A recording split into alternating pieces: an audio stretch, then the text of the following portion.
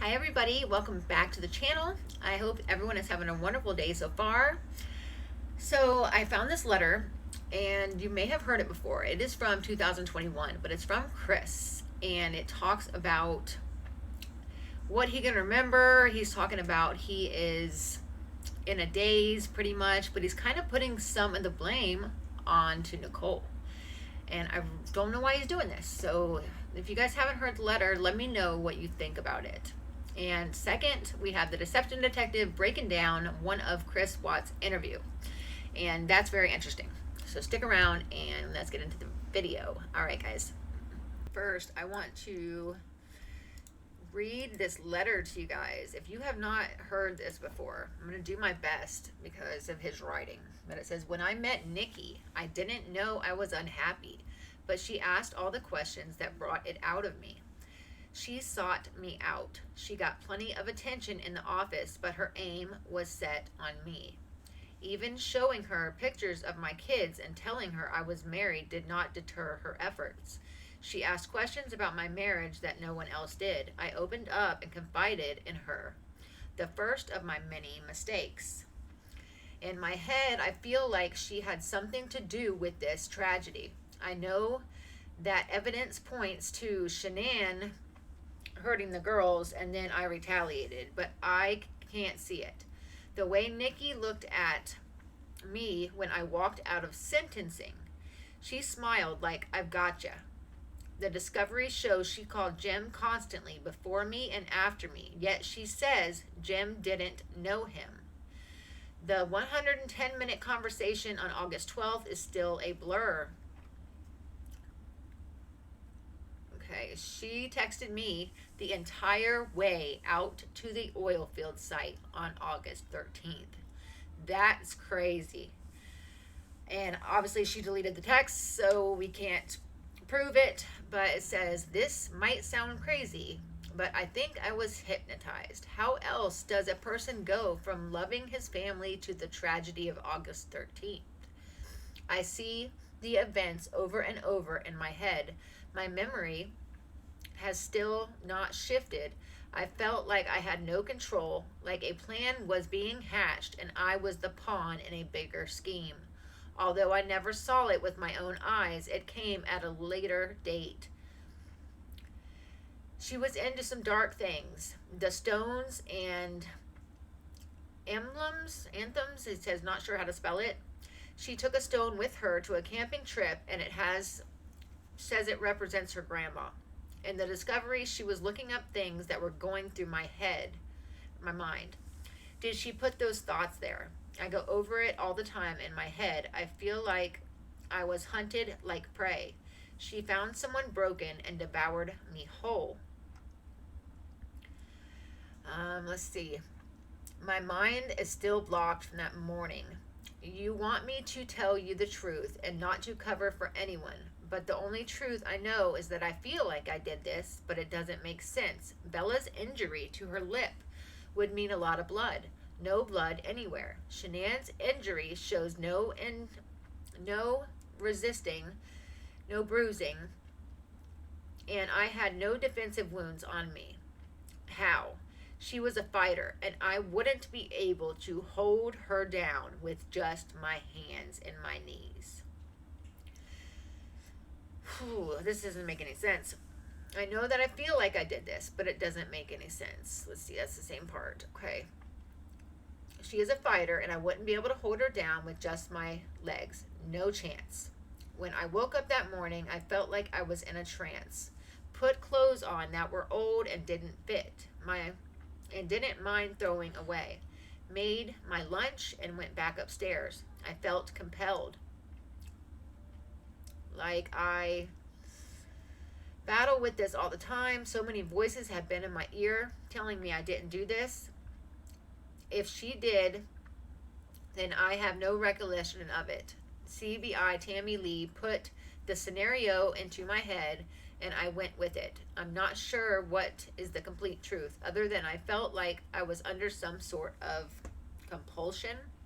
That is why I suspect Nikki and Jim being involved, but I can't see. I can't prove it. Then it would show, but if I could prove it, then it would show no intent and my sentence would be drastically reduced. But it doesn't change the fact that I believe my hands did this. The brokenness I fight every day, and God is there to help me. Not only God, but my family and you. I know the love that is in. I know the love that is in me, and that is in my heart to care for others in need, and it brings me to my knees in disbelief that I am here. What do you guys think about that? Do you think he's just shifting the blame? Do you think he really doesn't remember? What do you guys think? Let me know in the comments. This is the first time I've read this letter. All right. A lot of sensitivity for someone who's already confessed to the murders and already knows they will never step foot outside a prison ever again. Does Chris's reticence and deceptiveness mean that he's covering for someone like Nichol Kessinger? Not necessarily. People lie for a lot of different reasons. Join me in trying to figure out what his motivation could be for being evasive, when for all intents and purposes, it seems like he has nothing left to lose. What actually happened the morning of the Watts family murders? I'm Deception Detective, an attorney trained in statement analysis, and this channel exposes lies and manipulation. Today we'll analyze a rare 2019 interview for signs that Chris Watts lied about the morning he murdered his entire family. This interview was uploaded by friend of the channel, Watts the Obsession. If you want more in this series, let me know by watching this playlist, liking, and commenting below. You can also become a channel member and vote on who we analyze next. Without further ado, let's listen. We're going to pick up about 50 minutes into the interview, where Chris is telling the investigators about Nutgate, an argument he and Shanann had because his mom exposed their allergic daughter to nuts. No, it's real. Do you know it's serious? Yeah. Yeah, it's not like, it wasn't like her throat like closed up, but she broke out in this full body rash that looked really, crazy looking. And luckily, like, nothing with her throat like happened. But So did that make you angry at your mom for doing that? yeah, I mean, I just like, I told her you need to think, you need to pay attention. Just because another kid can have something doesn't mean another kid can have something. Because like when we were at that birthday party at Jeremy's that Sunday, they had this cake there. Like Bella wanted it so bad. I'm like, can't give that to her because she can't have it. She was like, okay. And all the other kids were like, they can't have the cake, like I just kind of took them off and gave them some one of those frozen pops or something. But it's just like she had to learn that just because one kid can have something and there's another kid that can't have it for a legitimate reason, like she couldn't have done it. But that's the kind of talk I had with her when Shannon called me. I think it was maybe like middle of July or something when she told me all this had happened. That's when I called my mom and talked to them for a while, and then they're just like, they just couldn't deal with her anymore. Shanann just kind of like, they like flipped out. My nephew told Bella to go hide behind the curtain because I don't think your mom was going to let you come over here again or something like that. Oh. So it got heated. Oh, it was bad. Really? Yeah, it was like a last straw between them, I think. Like in the same room or over the phone? No, they were at the They were really used. Yeah. If you saw part 2 in this series, Every Manipulation Tactic Explained, you'll know it was Chris who brought up Nutgate in the first place. And now he's bringing up even more irrelevant topics, like another birthday where his mom made a faux pas and he had to lecture her about it. Or his relatives' reactions to his and Shanann's argument. In that video, I determined that Chris was a master manipulator for his ability to evade questions with tangents like these. I also pointed out some other manipulation techniques that he used, which you're likely to have encountered in your own life. So if you haven't seen that video yet, I recommend watching it after this. However, this video isn't about whether Chris is a master manipulator or even a psychopath like we explored in part 1 of this series. Instead, here in part 3, I want to assess his version of events for signs of deception. Whether it's because he actually blacked out and can't recall what he did, so he's trying to fill in the gaps, or because the murders were premeditated homicide 1 instead of a slightly lesser crime of passion, or because he's protecting an accomplice like Nichol Kessinger, as some people speculate, or something else entirely. And I'll go over all 4 in this video. But Cece and Bella and my niece and nephew were there. Okay. How did Shanann find out about the ice cream thing? Because Chanel was there, and I guess they were all sitting. One couch was kind of like a U, and my niece went into the kitchen, and she knew where the ice cream was. I mean, Oh. there. So it's not like your mom gave it to her? Like she got her own? Yeah, she went in the freezer, got it, went out, and stopped beside Cece and started eating. Oh. But like, it's just a matter of like Cece could go like Right. like that. I don't know what would happen if she just got it on her hand. Right. But like I know on like the prick test, on the back, it's like a welt. So were they staying there at your parents' house during that time? 'Cause- Yeah, it was. So they would go from from Sandy and Frank's house for like a few days or 5 days, and then go to my mom and dad's house for a couple days, back and forth. So it happened during that time. They were there, yeah. Okay. And so there were so many things that happened, weren't there? They just were little tiny ingredients to this recipe. Yeah, nothing like Nuts, Chris. I mean, it's just so many things just didn't go your way. everything was like somebody was stirring a pot, and it was just That's exactly what it looked like. So then, I know I keep bringing it up. Can you walk me through just the last few minutes before Shanann died? On the channel, I've analyzed lots of interviewers. For example, Dr. Phil, Nancy Grace, Chris McDonough of the Interview Room, and Piers Morgan. And the interviewers here are among the best we've seen so far on the channel. And that is because they recognize Chris is going off on tangents and they bring him back.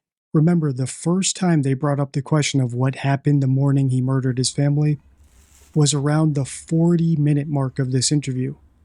We are now 51 minutes in.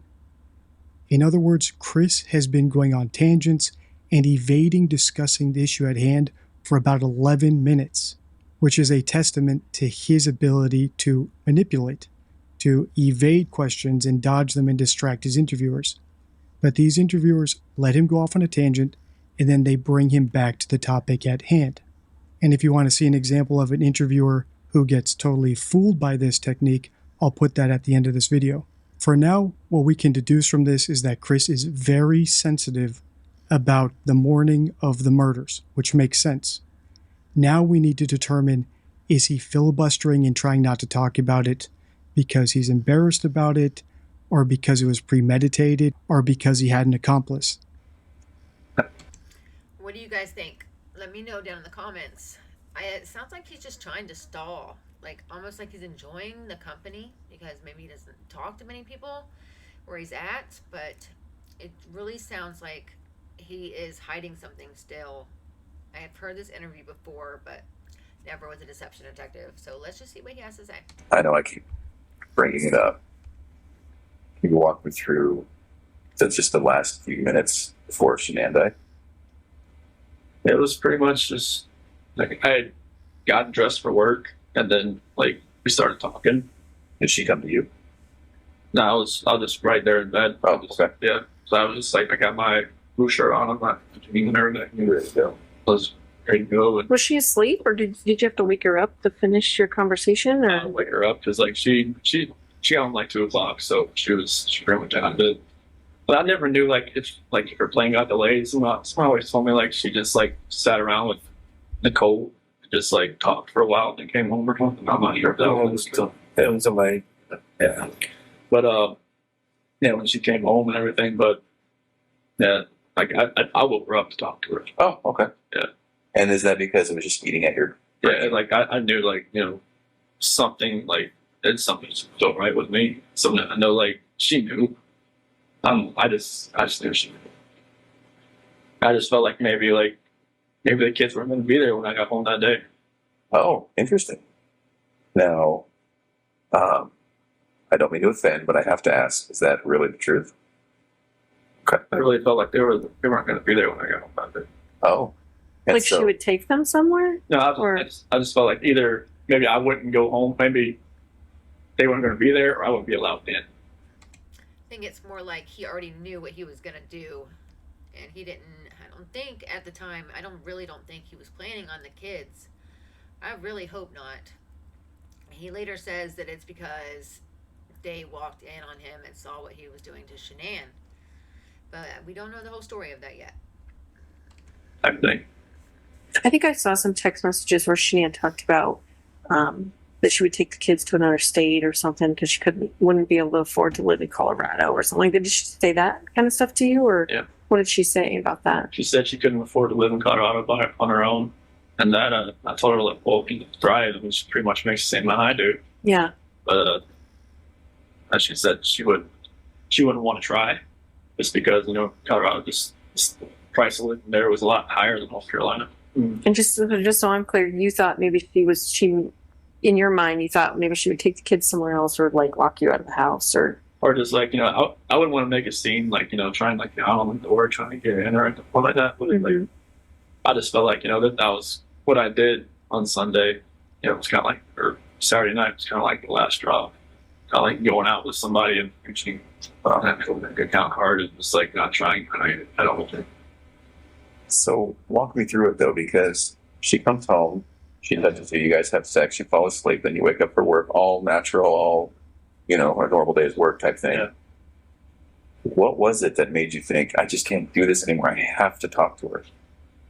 It was eating away at me. Like I knew like something, I knew everything that I did. Like, If you're not aware, I've consolidated my 52 favorite rules for spotting lies and manipulation into what I call the Deception Deck. And I'm happy to announce it is now available as an app. And the reason I mention this is I have an entire card in the deck about assessing stories. And one of the 4 ways to assess a fake story is by looking for inconsistencies. And while we don't have any hard inconsistencies, we do have something he said which actually made the interviewers also perk up and ask him, is that really true? And that was when Chris said he woke up Shanann to have an argument, because so far throughout this entire analysis, Chris seems to have done everything possible to avoid any sort of confrontation. In fact, in my last video, I suggested that might actually be one of the contributing factors to the murders. The tragedy of this case and the irony of it is that it was Chris's cowardice which led to the murders, in my opinion. He was too cowardly to tell Shanann he wanted to get a divorce and deal with that fallout. And he was too cowardly to tell Nichol that what they were doing was a mistake and he wanted to break up with her. In his twisted psychopathic mind, eliminating Shanann and his children was the easier option. When someone doesn't feel emotions like love or remorse or empathy, butchering someone is a lot easier than the tedium of arguing with them for the next 18 years. So, does the fact that Chris said he woke up Shanann to argue with her and break up with her mean he's lying? Of course not, right? People can act out of character. But it is something we should make note of as possibly false, just because it doesn't match up with anything else we've seen of him so far. And the interviewers seem to think the same, which is why they pressed Chris again on the issue to confirm whether or not that was true. Yes, Chris expects us to believe that Shanann got home around 2 a.m. and then they had sexual intercourse. She had time to fall asleep, then woke up, then they argued, all before 5:30 a.m. So you tell me how that's possible. I don't think so. So before I hit play, let's do a little bit of practice here. The interviewers pressed him on a detail that's probably false. Chris is a master manipulator. What do you think he will do now? Do you think he will elaborate and answer their question with more detail this time? Or will he go on another tangent to evade the question? So walk me through it though, because she comes home, she touches you, you guys have sex, you fall asleep, then you wake up for work, all natural, all, a normal day's work type thing. Yeah. What was it that made you think, I just can't do this anymore, I have to talk to her? It was eating away at me. Like I knew like something, I knew everything that I did. Like I know like when I was with Nikki, it was, different. Like I wasn't even like in the realm of I'm a dad, I'm a husband type thing. Oh. And then like I was saying, when I'm never at home, like sleeping in my own bed, like I have no like concept of that anymore. Interesting. Because in your mind and heart, you can live moved on. Like it kind of felt like if I wasn't at home, like I didn't think about it almost because like if I wasn't sleeping on my own, but like I think there was at one point like Nikki had gone to the mountains with her friends for like a few days, like into June, first part of July, and then like that part, obviously I was home, but like from that whole month of July on, it was like I was never home. Like I never had all those reminders. I never had, like every time my wife called me, I would be at Nikki's house. Oh, while she was in North Carolina. Yeah. Okay. And I would like, walk outside and talk to her, like when I was next to the car or something like that. I would never be at home looking like have all these pictures around me, and just being in the same bed, seeing my kid bed, seeing everything that we go for the last 6 years. And so, did you just want to once and for all get it out in the open? I just wanted to just tell her how I was feeling at that point in time. Like I didn't feel like me and her were compatible anymore. Honestly, I didn't feel like that because what was going on with Nikki, it was new. It was new. Right. Absolutely. Anything that's new always feels better than the old. Yes. I think Chris is lying here again, because I believe the only reason he's even thinking about discussing anything with Shanann is because he got busted because his meal at the Lazy Dog was like $60-something. So I don't think he even would have admitted anything. If he even did, this is all alleged. So I really don't think he would have admitted anything to her, or possibly this may not have happened if he didn't do that. That was his turning point that night at the Lazy Dog. I keep saying that, and I really think there's something more to there. You were probably bitten by the love bug. Yeah, That's how a lot of therapists unfortunately, it was just like I never felt that. I mean, even like with new relationships in the past, like it always felt different. Like the first couple of weeks, and then but it just with someone Nikki felt different. I don't know what it was. Maybe it was just like you said, like I was more in control, and like it was more of like maybe more of me coming out. Because Shanann always said like it always seemed I was more myself around other people, like her cousin Cody, like Cody lived or came up visited us for a little bit while we were in Colorado for a little while, and Cody always talked about like, oh, Chris is so funny. Chris is like, Shanann would always like, why didn't you like that with me? I'm just like, well, maybe I always felt nervous around you. There's only so much oxygen in the room, right? I say this to some people. What dominant personalities? I just always felt nervous. I always felt like I was, never could actually just be myself. Right. Nikki, I was myself like all the time. It was just different. Well, and it seems as though, and again, it's hard to talk about, and you tell me if I'm wrong, but it also... When I hit play, the first words out of Coder's mouth were "walk me through it." And now within 2 minutes, we have Chris talking about the relationship generally, talking about Nichol, and even some random relative named Cody. If you haven't recognized it yet, this is a textbook tangent. Even when Chris addressed the interviewer's question about why he would have woken up Shanann, he answered in the hypothetical, "Well, I wanted to tell her." He doesn't speak in the past tense, which is a great indicator of someone telling the truth, which would have been, "I told her." In other words, this is a lot of sensitivity for someone who's already confessed to the murders and already knows they will never step foot outside a prison ever again. Does Chris's reticence and deceptiveness mean that he's covering for someone like Nichol Kessinger? Not necessarily. People lie for a lot of different reasons. In fact, it's one of the cards in my deception deck. The quote on the card reads, "Imagination is more important than knowledge." Albert Einstein. When analyzing statements, it's important to consider why the individual might be lying, as there are numerous motivations beyond guilt. Put yourself in their shoes and consider: 1. Protection. Could they be safeguarding something such as an investment, relative, or their own pride? 2. Avoidance. Are they attempting to evade negative outcomes like shame, jail, or retaliation? 3. Gain. Might they be seeking benefits including attention, financial gain, or closure? And 4. Could they be influenced by other factors such as activism, psychological issues, or a simple mistake? All the reasons I gave at the intro to this video fit into this framework. He could be lying because he sincerely blacked out and something was guiding his hands, and he's making up parts to be cooperative with the police. Or the murder was premeditated homicide 1, and he wants to portray it as if it were a crime of passion, or because he's protecting Nichol Kessinger, or any other number of reasons. But so far, what we can say for sure is that he's extremely sensitive about it, because whenever the interviewers, and they are great interviewers, bring him back on topic, he gives just a tidbit of information before slipping off the hook with a tangent. As we listen on, join me in trying to figure out what his motivation could be for being evasive, when for all intents and purposes, it seems like he has nothing left to lose. Or does he? It seems as though, and again, it's hard to talk about, and you tell me if I'm wrong, but it also seems, is it accurate to say that sexually you were able to say, Nikki, this is what I would like, this is what I'm into, or blah, blah, blah, and maybe not with Shanann?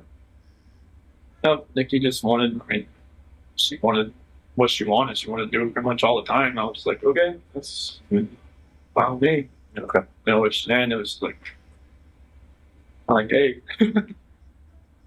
sometimes it happens, sometimes it didn't. But that wasn't the case as far as that. It was just like sexual. But Okay. it was me. I was just more myself.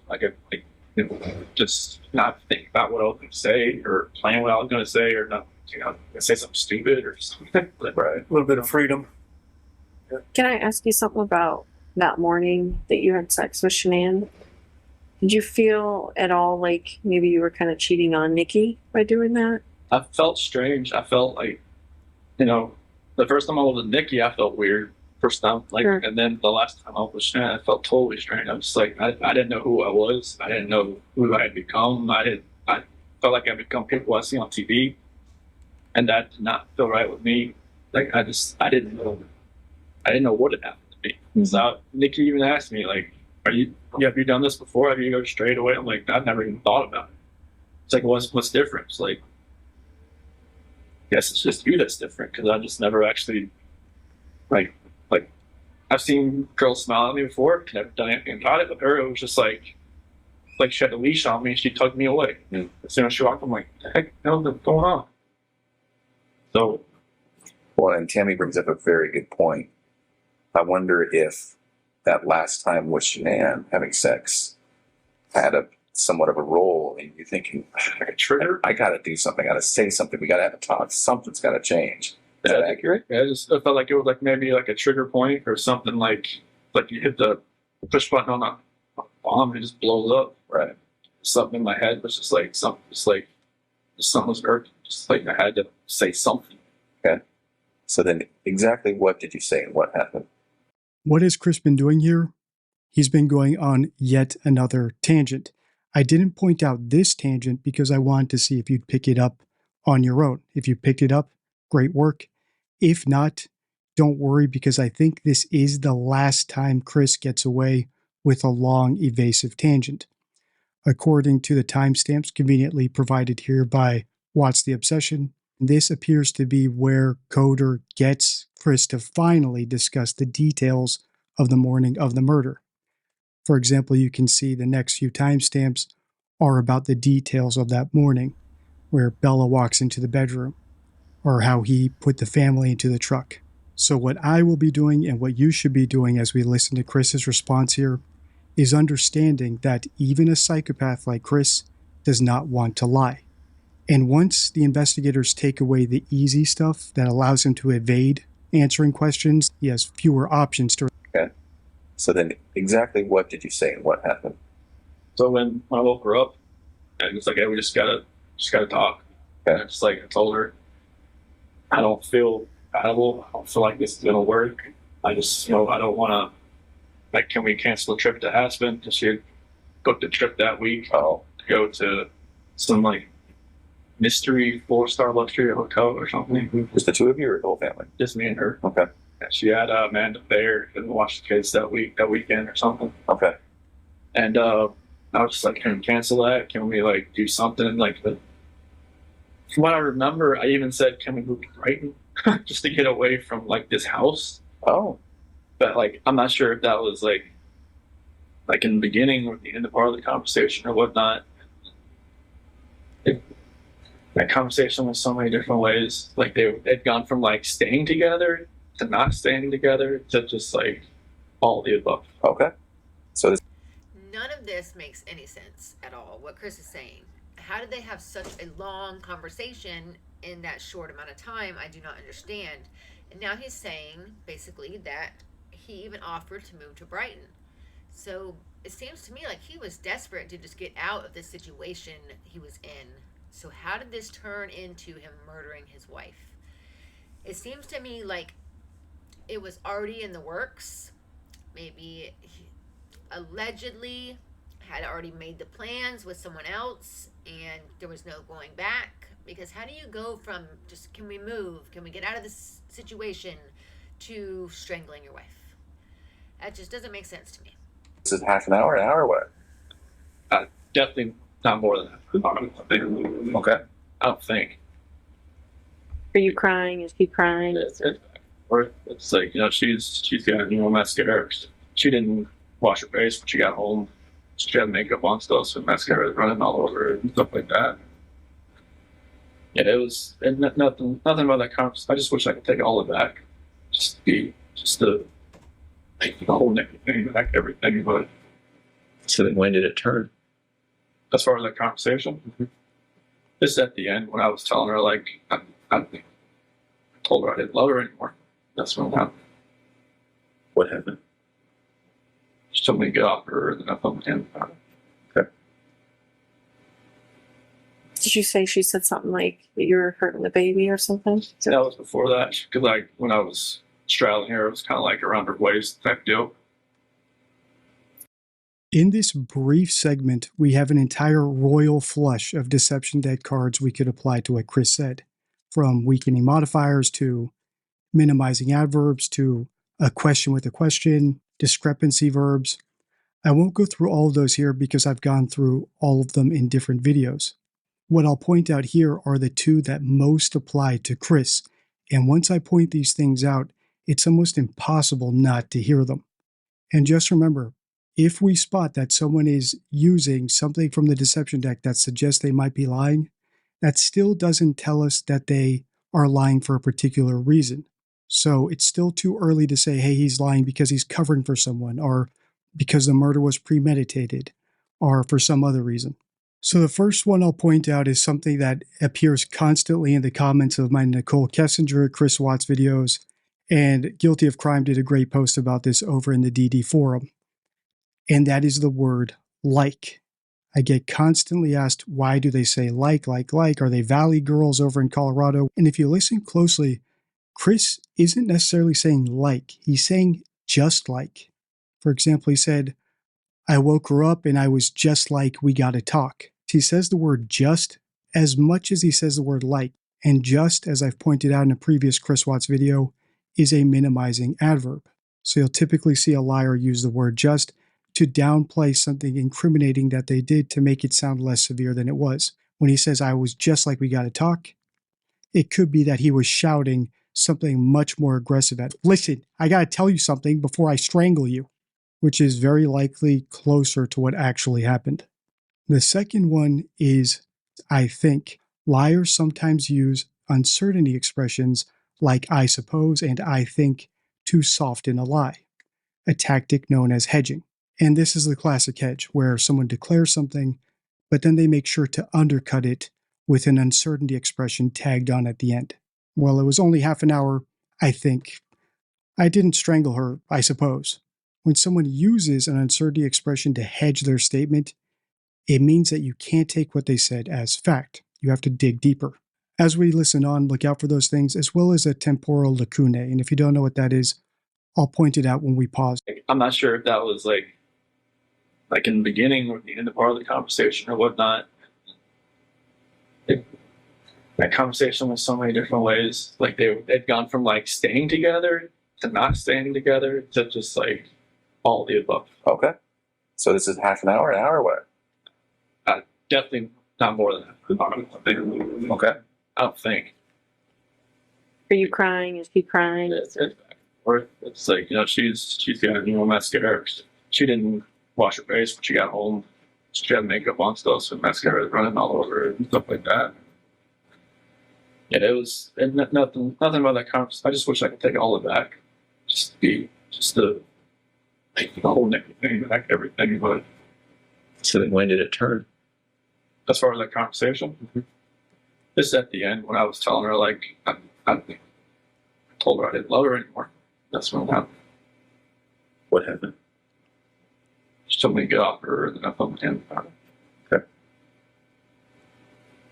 Did you say she said something like that you were hurting the baby or something? That was before that. It was subtle, but that was the temporal lacunae. I rewound by about a minute. I'll just read you the rule from the card. Words such as after, then, while, when, and within X amount of time indicate a leap through time. Liars often use these terms to omit incriminating parts of a story.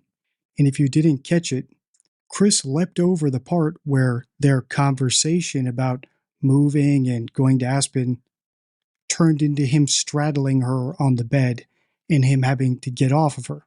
Agent Tammy Lee picked up on it, which was great. But a less sophisticated interviewer might have missed that. And once again, this goes back to the psychology of liars. Liars typically will do anything they can not to technically lie. So if you distract the interviewer, you don't have to lie about the thing that would make you look guilty. If you skip over the thing that would make you look bad, you're not technically lying about it. You're just omitting it from your response. And then, as I pointed out the last time I paused and with all the cards I showed during this part of the video, hedging is the next resort. Basically using your words to say, what I'm telling you is not necessarily 100% true. And all the times where Chris said like, besides being a verbal crutch to buy him more time to think, it also means that, well, it was similar to whatever I'm describing, but not exactly that way. For example, if I tell you, well, my bike is like a Harley, that means my bike isn't necessarily a Harley. In fact, I'm telling you it's not a Harley. If I were being candid, I would tell you my bike is an Indian. So we need to be aware as we listen on for all the hedging, all the evasion, and at the back of our minds, we need to be wondering, why is he lying? As I said earlier, this is a guy who's in prison for the rest of his life and has already confessed to the murders. So it would appear that he has nothing left to lose. So why lie? Because like when I was straddling her, it was kind of like around her waist type deal. Why did you get on her like that? I just when we got on the bed, that's just where I got on. Is that so she would listen to you? I felt like she could probably listen to me just laying beside her, but I got on top of her. And every time I think about it, I'm just like, did I know I was going to do that before I got on top of her? Really? That's an interesting thought, Chris. Mm-hmm. You don't know if you do. Just like everything that happened that morning, I don't know. Like I try to go back in my head. I'm just like, I didn't want to do this, but I did it. It's everything just kind of like. Felt like you had to? It just felt like it was. I don't even want to say it felt like it had to. It just felt like there was already something in my mind that was implanted that I was going to do it, and then I woke up that morning, it was going to happen, and I had no control of it. You never thought about it before? It was just like I don't want, like when, like you like in the sentencing hearing that prosecutor said it takes 2 to 4 minutes, something like that to happen. Like why couldn't I just let go? I didn't. I just like Was it feeling like it was in motion and you just couldn't stop it? yeah, it was just like I don't even want to know what she saw when she looked back at me. Honestly, Did you look at her? What was she doing? wasn't fighting. Why do you think she wasn't fighting? You know, maybe she was praying. Maybe she was just. Now I read the Bible. It said, Oh, this makes me so sick when he says this, because what mother would sit there and let herself be strangled, knowing that if she goes out, that her poor daughters are in the other room, and this monster that's doing this to her is going to be with her daughters alone. Makes no sense whatsoever. Chris is still hiding so much, and I can only think of one reason why. I don't know. You guys are probably thinking the same thing I am, but it seems like more recently, he's been saying that he's more willing to talk. But is that because the new DA is coming in 2029? Is that what he's waiting for? I don't know. But I really do hope the truth comes out. The scripture says, don't forgive these people for they do not know what they do. Mm-hmm. Maybe she was saying that. I don't know what she was saying in her head, but she, like She would have fought. like when you guys told me, like, take off your shirt and check for. Coder asked Chris, so you'd never thought about it before? What did Chris say? Rewind and see, did he answer that yes or no question, or did he evade answering it? That might be the closest clue we've had so far as to why he might be lying. It's a lot better to be thought of as someone who snapped and couldn't control themselves than someone who sat there for a while and thought and planned the murder of their entire family. The next segment of this interview gets into some heavy material. Timestamp 107 discusses his daughter Bella walking into the room. Earlier I mentioned I had a video about an interviewer actually getting distracted by a tangent, and that's on your screen now. If you want to continue the series, please let me know by giving my DDX Chris Watts Nichol Kessinger playlist a watch and by liking and commenting on this video. All right, that's the end of this one, guys. I'm going to get into the next one so we can continue this before I put this video out. And I also have to finish his last one with Nichol Kessinger. But it does get more interesting. If you guys have heard this interview, then you know that he does get asked about Nichol. And if he is covering for her, and his answer is so short, no. And they just absolutely do not follow through with it. They just let him answer no, and that's it. And I don't understand why. But, all right, guys, have a wonderful day. And we'll see you real soon because I'm about to do the next video. Okay.